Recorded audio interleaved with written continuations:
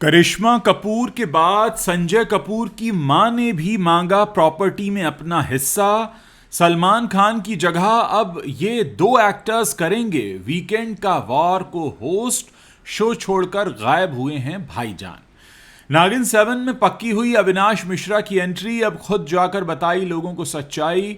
अश्नीर ग्रोवर ने बिना नाम लिए सलमान खान पर बोला हमला। ऐश्वर्या राय के बाद अब अभिषेक बच्चन भी पहुंचे दिल्ली हाई कोर्ट। पति पत्नी और पंगा में दिखी सुनीता आहूजा, गोविंदा पर फिर बोल गईं। बहुत कुछ खबरों में आगे आपको बताएंगे। भोजपुरी गायिका देवी बिना शादी के बनी मां। जॉली मिश्रा और जॉली त्यागी के झगड़े से कोर्ट रूप में आया तूफान। ट्रेलर देखकर हंसी रोकना हुआ मुश्किल।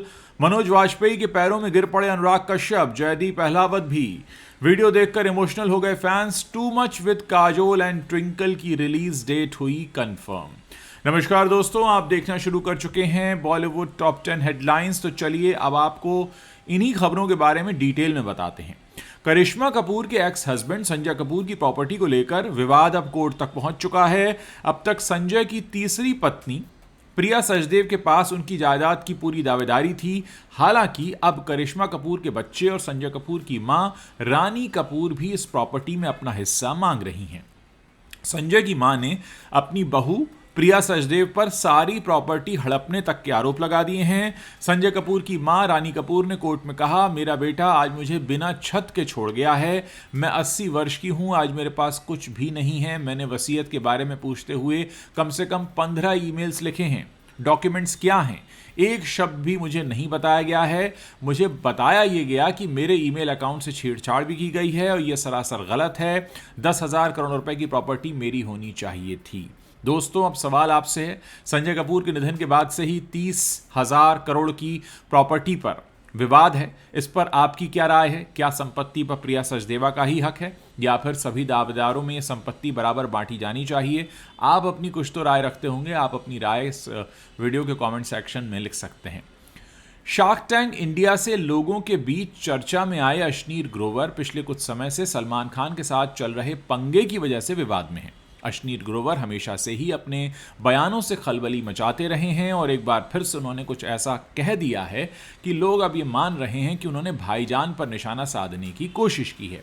अश्नीर ग्रोवर ने एक इंटरव्यू के दौरान कहा कि बॉलीवुड के मेगा स्टार्स ओवर वैल्यूड हैं और वो अपनी सैलरी को जस्टिफाई नहीं करते। उन्हें लगता है कि उनके नाम पर फिल्में चल रही हैं। अगर वाकई ऐसा है तो फिर तुम लोग फीस क्यों ले रहे हो? मतलब फिर तो आपको प्रॉफिट शेयरिंग करनी चाहिए।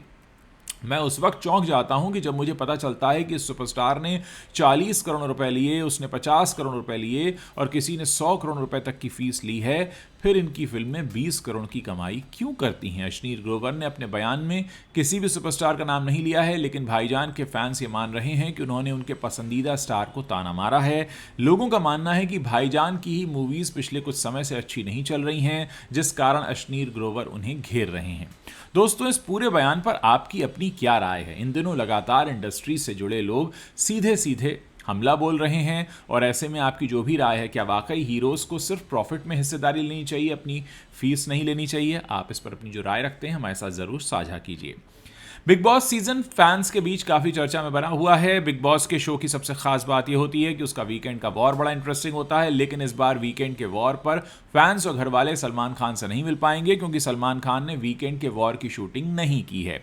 बताया जा रहा है कि उनकी जगह कोई और वीकेंड का वॉर होस्ट करता नजर आएगा। खबरों की माने तो इस बार वीकेंड के वॉर में जॉली LLB 3 की टीम नजर आने वाली है। अक्षय कुमार और अरशद वारसी अपनी मूवी को प्रमोट करने के लिए बिग बॉस 19 के मंच पर आएंगे।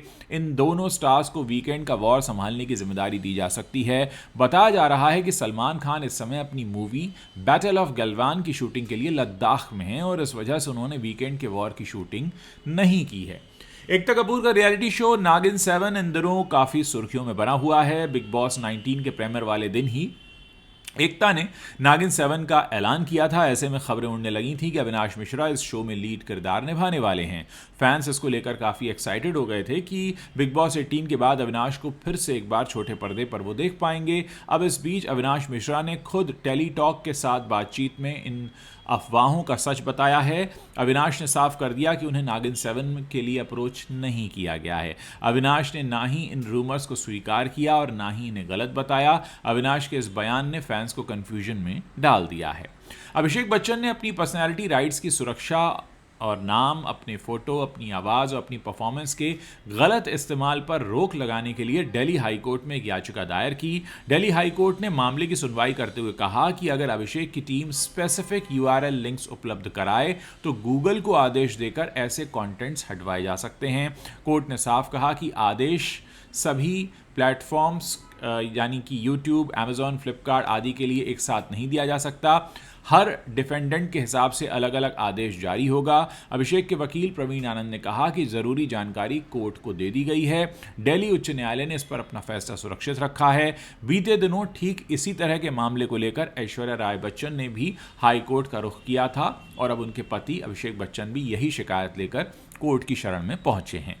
कलर्स टीवी का चर्चित रियलिटी शो पति पत्नी और पंगा इस बार और भी मजेदार हो गया है जब से इसमें गोविंदा की पत्नी सुनीता आहूजा मेहमान बनकर पहुंची हैं। सुनीता ने न सिर्फ गोविंदा की मजाकिया और मस्ती भरी शख्सियत पर खुलकर बातें की बल्कि उनके रिश्ते को लेकर चल रही अफवाहों और उनकी आदतों पर भी खुलासा किया।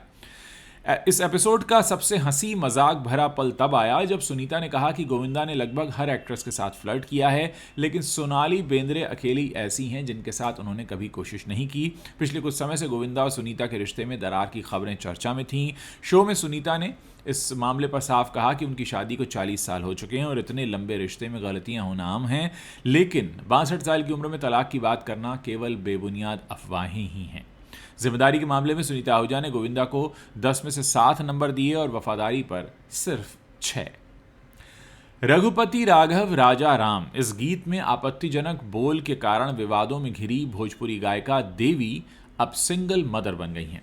खास बात यह है कि उन्होंने अविवाहित रहकर बच्चे को जन्म दिया है। उन्होंने IVF की मदद से सिंगल मदर बनने का निर्णय लेकर सामाजिक बंदिशों को तोड़कर एक नई मिसाल पेश की है। उन्होंने बीते मंगलवार को एम्स ऋषिकेश में बच्चे को जन्म दिया। देवी ने बच्चे को जन्म देने के कुछ घंटे बाद उनके जीवन में आए इस नन्हे मेहमान के साथ अपनी फोटो सोशल मीडिया में अपने प्रशंसकों के साथ शेयर की है। Courtroom comedy franchise Jolly LLB अब अपने तीसरे पार्ट के साथ लौट आई है। स्टार स्टूडियो 18 ने इसका ट्रेलर रिलीज किया है जिसने फैंस में काफ़ी एक्साइटमेंट पैदा कर दिया है। इस बार दर्शकों के लिए मज़ा डबल होने वाला है क्योंकि पहली बार ऐसा हो रहा है कि अक्षय कुमार का जॉली मिश्रा वाला किरदार और अरशद वारसी का जॉली त्यागी वाला किरदार एक ही अदालत में आमने सामने होंगे। इनके बीच होने वाली नोकझोंक, मजेदार बहस और हंसी ठहाकों से अदालत का माहौल और भी रोमांचक दिखेगा। बीच में हमेशा की तरह सौरभ शुक्ला यानी जज त्रिपाठी जी फंसे रहेंगे। जज त्रिपाठी जी इस बार डबल चुनौती का सामना करेंगे क्योंकि अदालत में दो जॉली हैं। इसके अलावा कहानी में हुमा कुरैशी, अमृता राव और गजराज राव भी दिखाई देंगे जो अपने अलग ही अंदाज में इस कहानी में रंग भरने वाले हैं। दोस्तों, बॉलीवुड में कुछ फिल्में ऐसी होती हैं जो इतिहास रच देती हैं और फैंस के दिलों में खास जगह बना लेती हैं। ऐसी फिल्मों की सफलता का राज सिर्फ कहानी या उसकी कास्टिंग में छुपा नहीं होता बल्कि एक्टर्स के बीच की बॉन्डिंग भी इसमें बहुत इंपॉर्टेंट होती है। शूटिंग के दौरान ये रिश्ते इतने गहरे हो जाते हैं कि फिल्म खत्म होने के बाद भी दोस्ती बनी रहती है। अनुराग कश्यप की गैंग्स ऑफ वासेपुर एक ऐसी ही कल्ट फिल्म है जिसके दोनों पार्ट्स आज भी फैंस को बेहद पसंद हैं। हर किरदार से लोग इससे जुड़ाव महसूस करते हैं। हाल ही में इसका एक उदाहरण तब देखने को मिला जब फिल्म की स्टार कास्ट एक साथ नजर आई। सोशल मीडिया पर वायरल हुए एक वीडियो में मनोज वाजपेयी, जयदीप अहलावत, डायरेक्टर अनुराग कश्यप और एक्टर विजय वर्मा बड़े मस्ती भरे अंदाज में दिखाई दिए। हालांकि विजय वर्मा गैंग्स ऑफ वासेपुर का हिस्सा नहीं थे, लेकिन सभी ने आपस में मिलकर मजाक में मनोज वाजपेयी के पैर छूना शुरू कर दिया, जिसे देखकर वो आपस में काफ़ी हैरान हुए और हंसते रहे। और इस वीडियो ने फैंस को भी फिल्म की याद दिला दी और स्टार कास्ट की जो दोस्ती है वो एक बार फिर से चर्चा में आ गई। वाकई बड़ा मज़ेदार क्षण था जब सबके सब मनोज वाजपेयी के पाँव छू रहे थे। प्राइम वीडियो का नया show too much with Kajol and twinkle release होने जा रहा है। पहली बार काजोल और ट्विंकल खन्ना को होस्ट के रूप में एक साथ देखने का मौका मिलने वाला है।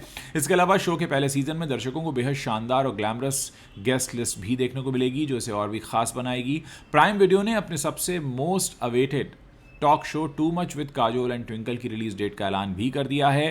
काजोल और ट्विंकल के टॉक शो का नया एपिसोड 25 सितंबर से हर गुरुवार को रिलीज किया जाएगा। प्राइम वीडियो इंडिया के डायरेक्टर और head of originals Nikhil Madhok ने शो को लेकर यह कहा कि हमारा शो दो जबरदस्त होस्ट के इर्द गिर्द है जिनकी हाजिर जवाबी और बेबाकी हर बातचीत में झलकती है, जो ऑडियंस को पूरी तरह अपने साथ बांध कर रखने वाले हैं। दोस्तों, ये वो 10 बड़ी खबरें हैं जो इंटरनेट पर छाई हैं, बॉलीवुड से आती हैं। अगर आप इस वीडियो को पसंद कर रहे हैं तो अपने दोस्तों के साथ शेयर करना मत भूलिएगा।